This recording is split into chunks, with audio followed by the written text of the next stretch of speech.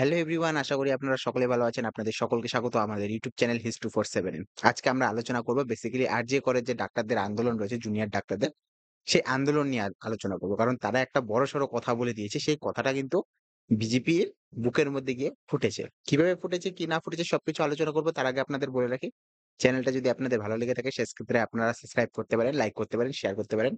যা ইচ্ছা তাই করতে পারেন। না পারলে গালাগালি করতে পারেন। সেদিকে আমরা যাব না। চলুন শুরু করা যাক। তো ডাক্তাররা কি বলেছে? ডাক্তাররা বেসিক্যালি একটা প্রেস মিট করে বলেছে, তারা প্রেসের সামনে বলেছে যে, "ধর্ষকদের যারা মালা পরিয়েছে তাদেরকে আমাদের এই আন্দোলন ব্যবহার করতে দিব না।" মানে বুঝতে পারছেন তো কোন জায়গার কথা বলেছে? মানে এই ১ম দেখলাম যে যেখানে বাংলার যে কিছু ইউটিউবার রয়েছে তারা কিন্তু কখনোই বাইরের গল্প নিয়ে আলোচনা করেনি। যারা বিজেপির যে মানে ফান্ডেড পাওয়া ইউটিউবার গুলো রয়েছে তারা কিন্তু পুরোপুরিভাবে বাইরের রাজ্যে কি ঘটছে সেই বিষয় নিয়ে আন্দোলন করেনি। কখনোই সেই বিষয় নিয়ে আ বেসিক্যালি আওয়াজ তুলেনি। সেই জায়গাতে দাঁড়িয়ে কিন্তু ডাক্তাররা মনে করিয়ে দিল সেই কথাটা। কোন কথাটা? যে যারা ধর্ষকদের মালা পরিয়েছে তাদের আন্দোলন ব্যবহার করতে দেওয়া যাবে না। কাদের কথা বলা হচ্ছে? হ্যাঁ, অবশ্যই বিজেপিদের কথা বলা হচ্ছে।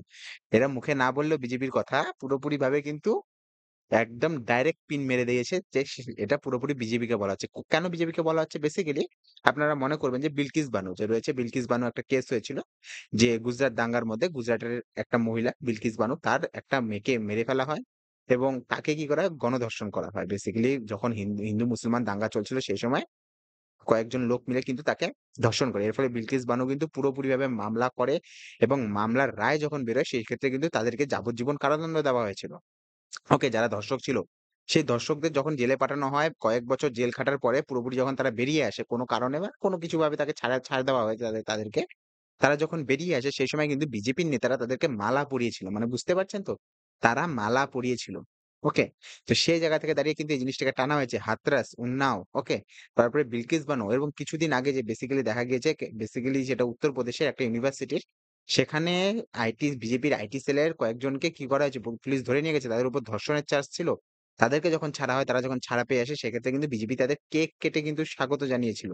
তো সেই জায়গা থেকে দাঁড়িয়ে কিন্তু এরা বুঝতে পেরেছে। এতদিন গিয়ে কিন্তু এই যে পশ্চিমবঙ্গে যে জুনিয়র ডাক্তাররা রয়েছে তারা বুঝতে পেরেছে যে তাদের যে আন্দোলনটা সেটাকে ইউজ করার চেষ্টা করছে বেসিক্যালি বিজেপি। ওকে? কেন ইউজ করার চেষ্টা করছে? আমরা ১ম এই দেখেছি কিন্তু বিজেপি ব্যাকফায়ার করার চেষ্টা করেছে। যে তাদের কাঁধের মধ্যে বন্দুক রেখে পিছন থেকে ফায়ারিং করার চেষ্টা করেছে। কেন করার চেষ্টা করেছে? তাদের মেইন টার্গেট ছিল সেটা হচ্ছে মুখ্যমন্ত্রী, যে বাংলাদেশে যে ঘটনাটা ঘটেছে সেই ঘটনাটাকে পশ্চিমবঙ্গে টেনে নিয়ে আসা। আর পশ্চিমবঙ্গে তো সেটা টানা যাবে না। কারণ পশ্চিমবঙ্গের জনগণ তো আর অত অশিক্ষিত নয়। ওকে? তখন আমরা দেখি যে একটা ডাক আসে, ছাত্র সমাজ বলে একটা ডাক আসে। সেই ছাত্র সমাজ যখন ডাক আসে, সেই ছাত্র সমাজের কিছু ছাত্র উঠে আসে। সেই ছাত্রদের যখন ব্যাকগ্রাউন্ড হিস্ট্রি যখন জানা হয় সেক্ষেত্রে দেখা যায় যে তারা কোথাকার অংশ? তারা পুরোপুরিভাবে আরএসএস এর অংশ। ওকে? আরএসএস সংগঠন তারা করেছে একসময়। এখনো হয়তো করে চুপিসারে করছে। কিন্তু ছাত্র সমাজ বলে নিজেকে দাবি করে কি করছে? তারা আন্দোলন করতে চাচ্ছে। সেই আন্দোলনে আমরা দেখেছি কোন ইউটিউবার গিয়েছিল। কোন ইউটিউবার গিয়েছিল এবং সেখানে গিয়ে কারা করেছিল দেখতে পেরেছি। এখন তাদের পেটের মধ্যে কিন্তু ব্যথা উঠেছে। কেন ব্যথা উঠেছে? যখন এই ডাক্তাররা, জুনিয়র ডাক্তাররা বলেছে যে তাদের দরকার নেই। ওকে? বলছে যারা এই যে ধর্ষকদের মালা পরিয়েছিল বেসিক্যালি বিজেপি, সেই বিজেপির কি দরকার নেই। তারা এই আন্দোলনের কাজে যাতে না ব্যবহার করে সেক্ষেত্রে কিন্তু তারা তৎপর হয়েছে। এখন সেই ইউটিউবারদের পেটে ব্যথা উঠছে। তারা বলছে, "এটা কি আপনাদের নিজেদের সম্পত্তি আন্দোলনটা?" ওকে, আন্দোলনটা এখন নিজের সম্পত্তি বলা হচ্ছে। আপনারা কেন একটা নির্দিষ্ট সংখ্যক মানুষকে কিন্তু দূরে রাখছেন? কেন রাখছেন? মানে বিজেপিকে যে দূরে রাখা হচ্ছে, সেটা কেন রাখছেন? এই আন্দোলনটা তো সবার, সবাই মিলে আন্দোলন করব। ঠিক আছে, আপনারা আলাদা, আলাদা আন্দোলন করুন। আমাদের সাথে মিলবেন না। ওকে? যে আন্দোলনটা বিজেপি মানে মাথাচাড়া দেওয়ার জন্য কাজ করার চেষ্টা করেছিল, সেই আন্দোলনটা কিন্তু এখনো সফল হতে পারেনি। যে ছাত্র সমাজের ডাকটা যে আজ নবান্ন উদ্ধার করে ফেলবো। ওকে? তো কিছু ইউটিউবার বলেছিল যে আজকে নবান্ন এসে দেখুক কি করি। না, তাই না? এখন কোথায় যাচ্ছে তাহলে? বড়, বড় ডায়ালগ গুলো তো এখন পাওয়া যাচ্ছে না, তাই না? এখন যখন ছাত্র সমাজও মানে বেসিক্যালি যারা এই যে ছাত্র রয়েছে, জুনিয়র ডাক্তার রয়েছে বেসিক্যালি, তারা এখন বুঝতে পেরেছে যে কে কোথা থেকে কি কাজ করছেন। কোন ইউটিউব চ্যানেল কি কাজ করছে এখন বুঝা যাচ্ছে। কিছু ইউটিউব চ্যানেল ছিল যারা ডাক দিয়েছিল যে আমরাও যাবো, আপনারাও আসুন, সবাই আসুন। তাই না? ছাত্র সমাজের ডাকে। তো সেখানে আমরা দেখেছিলাম কি কীর্তনিত্য হয়েছিল সেইসব জিনিস নিয়ে আর কথা বলতে চাই না। কিন্তু জুনিয়র ডাক্তাররা ডাইরেক্ট বলে দিয়েছে যারা হাথরাসের মতো ঘটনা ঘটিয়েছে, উন্নয়নের মতো ঘটনা ঘটেছে, যারা বিলকিস বানুর হত্যাকারীদের বেসিক্যালি বিলকিস বানুর হত্যাকারী বলছি, বিলকিস বানুর ধর্ষণকারীদের কিন্তু মালা পরিয়ে বরণ করেছিল। মানে মালা পরিয়ে মিষ্টি মুখ করিয়ে যারা ধর্ষকদের কোলে তুলে নিয়ে রাখে, তাদেরকে কিন্তু এরকমই হতে পারে। ব্রিজভূষণ শরণ সিং, মনে পড়ছে ব্রিজভূষণ শরণ সিং? যার উপর পুরোপুরি যৌনতার একটা কেস লাগানো হয়েছিল। তাও আবার রেসলারদের তরফ থেকে। কোন রেসলাররা? যারা হচ্ছে বেসিক্যালি অলিম্পিকে মেডেল জিতে এসেছে। সেইসব রেসলাররা তাদের বলেছিল যে তাদের কিন্তু বেসিক্যালি হ্যারাসমেন্ট করা হয়। ওকে? সে বেসিক্যালি বিশভূষণ শরণ সিংকে কিন্তু কি করেছে বিজেপি এখনো পর্যন্ত কিন্তু পুরোপুরিভাবে দল থেকে বহিষ্কৃত করেনি। শুধুমাত্র এবার টিকিট দেওয়া হয়নি। এবার টিকিট কাকে দেওয়া হয়েছে? তার ছেলেকে দেওয়া হয়েছে টিকিট। বিশভূষণ শরণ সিং এর ছেলেকে টিকিট দেওয়া হয়েছে। তো সেই জায়গা থেকে দাঁড়িয়ে কিন্তু যে জিনিসটা লক্ষ্য করা যাচ্ছে বেসিক্যালি সেটা হচ্ছে পুরোপুরিভাবে কিন্তু খেলা কিন্তু চেঞ্জ করে দিয়েছে। ওকে? বিজেপি যে ভাবছিল যে আমরা এই করে, ওই করে, এই করে, ওই করে কি বাংলাদেশের মতো অবস্থা করব দেশটার, সেটা কিন্তু করতে পারছে না। দেখতে পাচ্ছেন এখন বাংলাদেশের কি অবস্থা? এরা যে বলেছিল যে বাংলাদেশের মতো অবস্থা হবে, বাংলাদেশের শেখ হাসিনা যেমন পালিয়ে গিয়েছিল, মমতা ব্যানার্জি এভাবে পালাবে নবান্ন ছেড়ে, তাই না? নবান্নের উপরে একটা হেলিকপ্টার আসবে, হেলিকপ্টারে সবাই বসবে, বসে মমতা ব্যানার্জি কি করবে? সেটা উড়ে পালিয়ে যাবে, তাই না? এখন দেখুন কেমন অবস্থা হয়েছে বাংলাদেশে, কিভাবে অবস্থা হয়েছে। সেখানে সংখ্যালঘু থেকে শুরু করে সাধারণ লোক থাকতে পারছে না। স্কুল কলেজের কি অবস্থা? এরকম অবস্থা করতে চেয়েছিল। ওকে? তো বুঝতে পারছেন তো কি হয়েছে? এখন বিজেপির কিন্তু তীর লাগছে। এখন ধীরে, ধীরে কিন্তু খোঁচা খাচ্ছে বিজেপি। বিজেপি বুঝতে পেরেছে যে এইভাবে ডাল গলবে না। বিনা কাজ করে, বিনা ইয়ে করে শুধু ২-৩ টা বড়, বড় যে ভাষণ মেরে দিলাম, সেই ভাষণ মেরে দিয়ে কিন্তু ভোটে জিতা যায় না। ভোটে জিততে গেলে কিন্তু কাজ করতে লাগে। ওকে? এখন যে জুনিয়র ডাক্তার রয়েছে এদেরকে এখন অপকথা শোনানো হচ্ছে। বলা হচ্ছে এটা তাদের শুধু তাদের আন্দোলন নয়, এটা সবার আন্দোলন। তারা কেন একটা নির্দিষ্ট লোককে কি করা হচ্ছে? একটা নির্দিষ্ট দলকে বাইরে রাখার চেষ্টা করছে। কিছু সংখ্যক লোককে কেন বাইরে রাখার চেষ্টা করছে? সবাই মিলে আন্দোলন করা উচিত।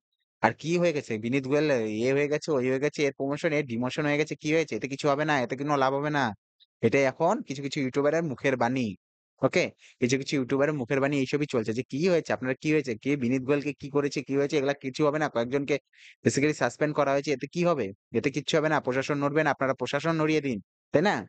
মানে উস্কানিমূলক বার্তালাপ করেছে। তাদের আগের ভিডিও দেখলেও বোঝা যায় যে তারা যে ভিডিও বানিয়েছে ছাত্র সমাজের আন্দোলনের সময় আমরা দেখেছি।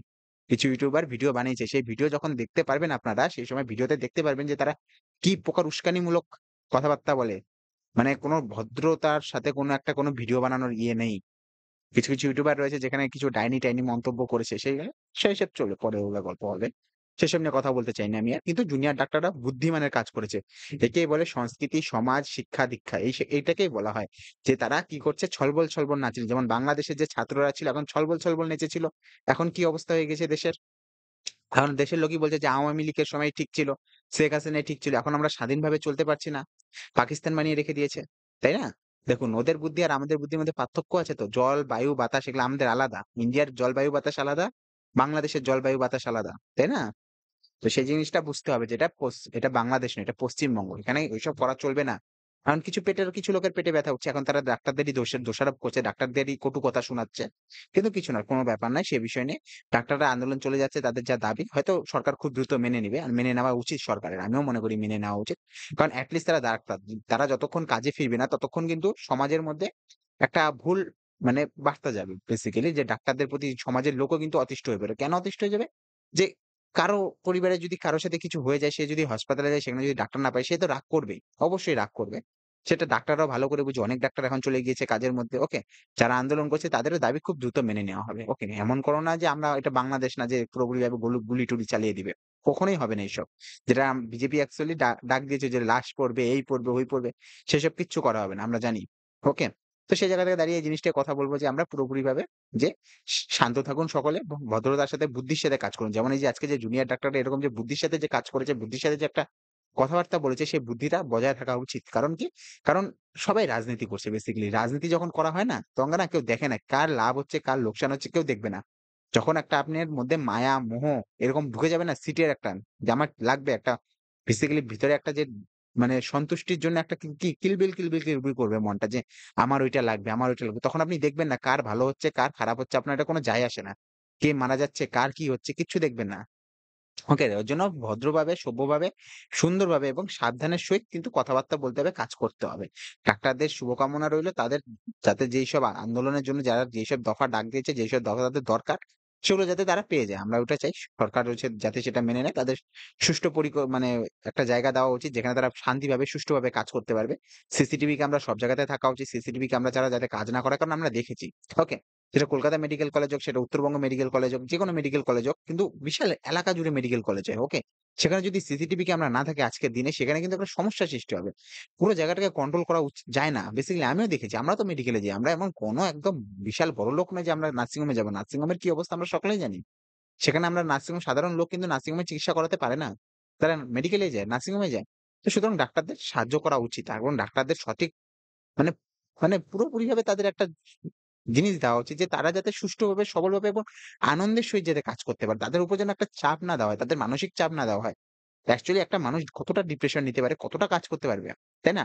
আমরা যদি কোন একটা কাজে যেতে চাই, চাকরিতে যেতে চাই, সেক্ষেত্রে আমরা আগে বলে নিই যে কত ঘন্টার কাজ? ৮ ঘন্টা, ১০ ঘন্টা। এর বেশি কেউ কাজ করে না। আর লেবার যারা রয়েছে তারা ১১ ঘন্টা হাইয়েস্ট কাজ করে। এর বেশি কেউ কাজ করে না।